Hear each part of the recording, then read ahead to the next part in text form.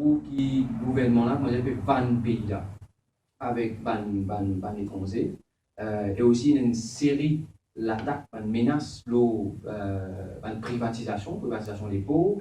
Nous trouvons le ministre Nicolas Ndavelou qui peut dire qu'il y a une grosse possibilité qu'il peut privatiser CWA.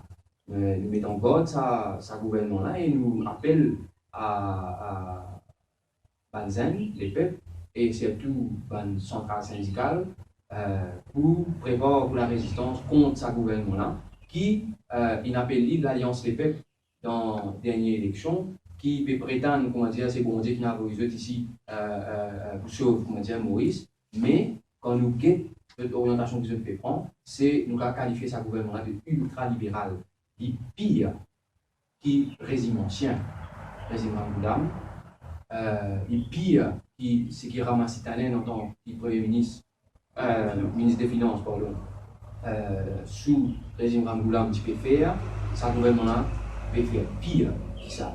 Et il prend secteur privé comme son main allié pour développer l'économie, développer en guillemets, hein, et je ne vais pas dire aucune leçon de sa faillite, sa politique ultralibérale qui régime Ramboudam et sous Citalen terminé.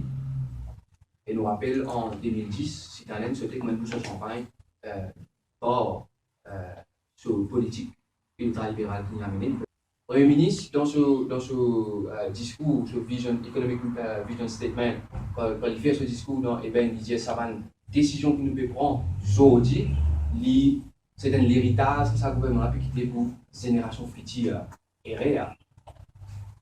Alors que le monde entier remet en question sa modèle économique qui amène le monde aujourd'hui vers une crise. Et puis, une crise qui l'humanité peut faire face aujourd'hui, c'est la crise climatique, changement climatique. Alors que tout le monde scientifique, tout le monde chiffre montrer que Maurice est parmi les 7e pays au monde qui est plus menacé avec le changement climatique. Nous trouvons que ce gouvernement Maurice, son orientation économique qu'il peut prendre, est irresponsable et même criminel d'un point de vue économique pour la génération future. Une des affaires que m'ont bien ajouté, qui me trouve ça extra grave et en même temps tellement il paraît ridicule ce qu'il a lancé et faire, c'est le soi-disant plan Marshall contre la pauvreté. Au lieu que le gouvernement prend ses responsabilités, en fait, il lave la mer de misère. Il fait nous dire ça. Le gouvernement, avec CSR, il lave tout dans le secteur privé et le système CSR et de poser le voyage. Ça va même du monde qui peut mettre pression sur chaque gouvernement qui vient pour changer le travail, pour tirer droit des grèves, pour tirer ban droit qui va travailler, ou prendre ça même, ça va aller résoudre le problème là pour être là ou même. Pas logique. C'est ce que le gouvernement peut faire.